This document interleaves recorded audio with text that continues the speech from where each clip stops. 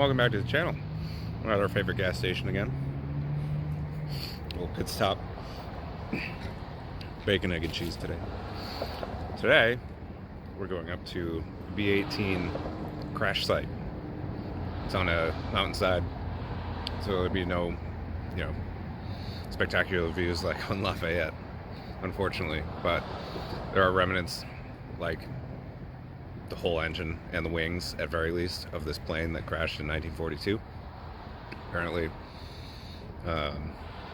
these pilots were doing, I don't know what you call it, basically just scanning the waters for submarines.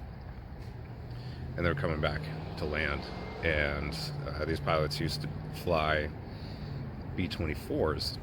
And this time they're in a B-18. I don't know all the differences, but it was enough where when they entered a snowstorm, well, it got the best of them and they crashed. I don't know if they survived, but I'll put more information down below.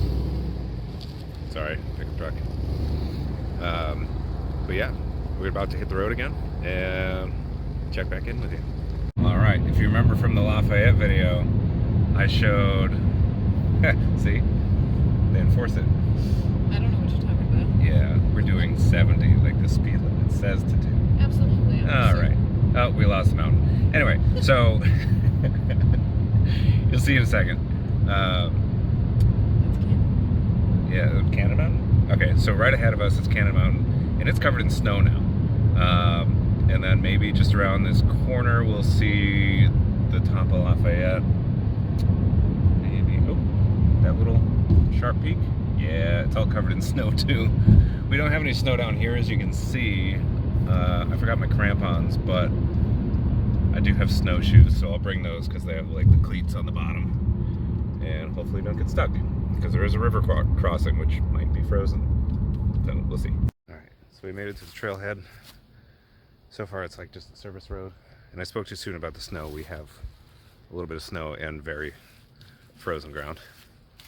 Do you know if it's that way or no, straight ahead? Okay, so all the reviews online said it wasn't like a marked trail or anything. It's more or less kind of obvious, I guess, depending on how you go up, about like the trail itself. So thankfully HP got a little GPS, so it'll keep us on track more or less, because basically we're just going due west, and it's a out and back trail. So maybe we can leave footprints in the snow or something as an indication of where we came from, so we don't have to worry too much about daylight on the other end of things, because we got a little bit of a late start. But let's see what we find. All right, I think this is the end of the service road. A little marker here, and we go this way. Just kind of like an open clearing. I feel like this was a logging road at one point. Maybe even not too long ago, because all the trees are so small. But anyway, here we go. So this is our path now. Just kind of making it through along this river. But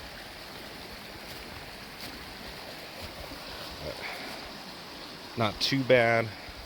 Wouldn't want to do this in the spring when it's like solid mud though. Not solid, but you know what I mean. Alright. At least these rocks are dry.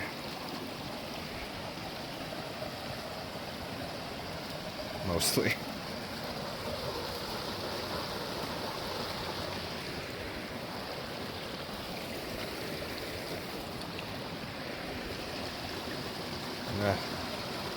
Oh yeah, that's okay.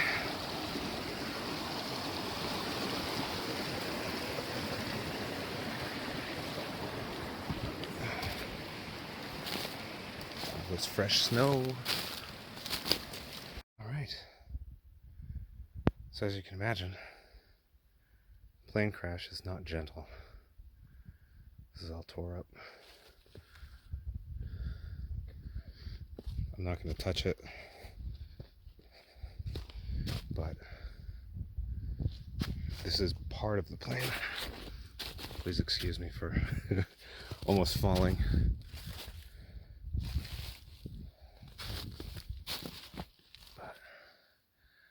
I think those were intentional for structure. They're not bullet holes, they're way too uniform. But there's more just up the hill. Let's go find it. Okay. It's a little bit more. If anyone knows like a lot about these planes, the B-18s, if you want to leave comments down below with the time mark and like what part of the plane this might be. There's one part here that's very obvious, but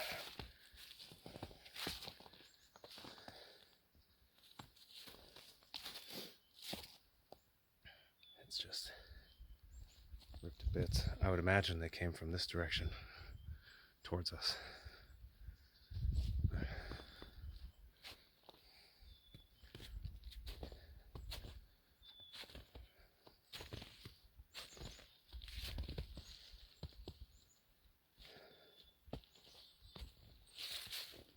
It's just littered. There's parts everywhere.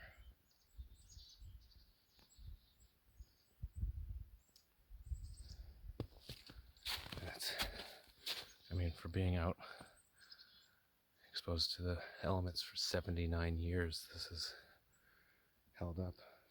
I'm guessing this is aluminum.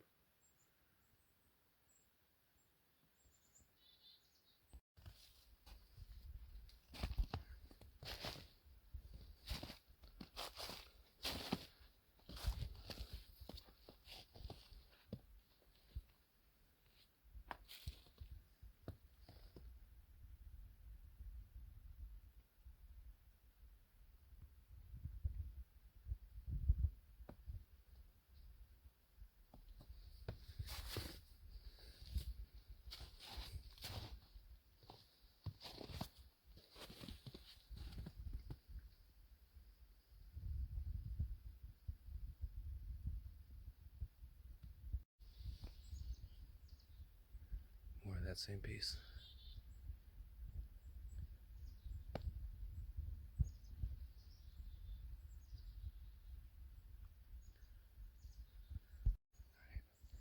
Potentially the more obvious part.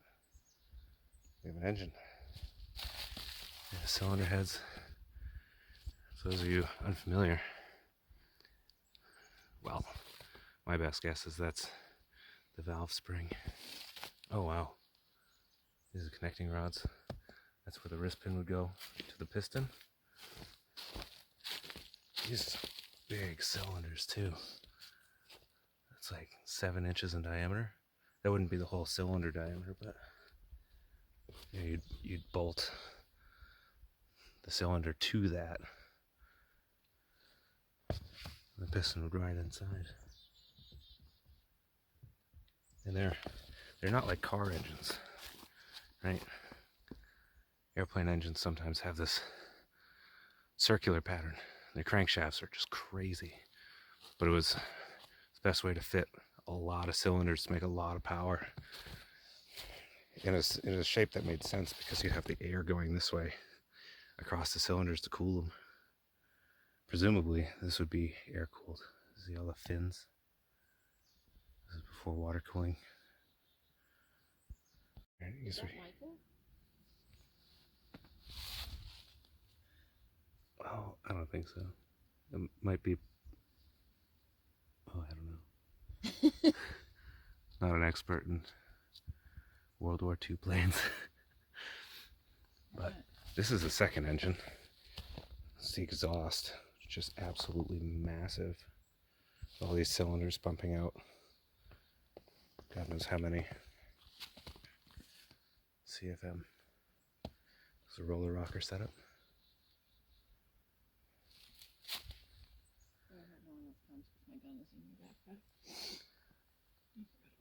Oh, we'd hear them. But it looks like just through there. Yeah.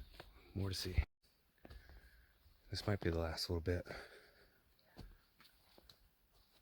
Or maybe HP found some more, but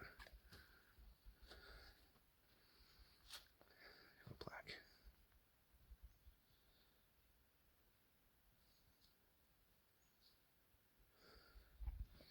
There's another one over here.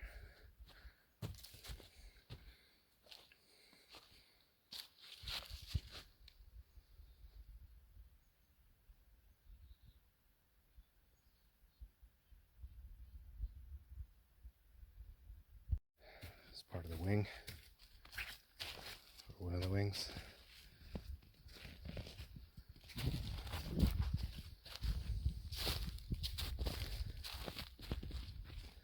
Maybe 10 feet long.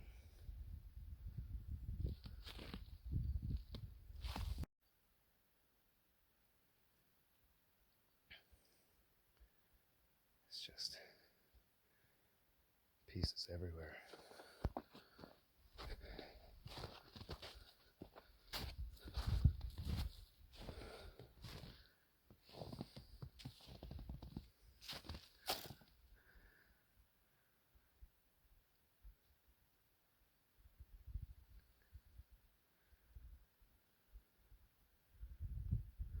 I don't see any more up in the woods, but you never know.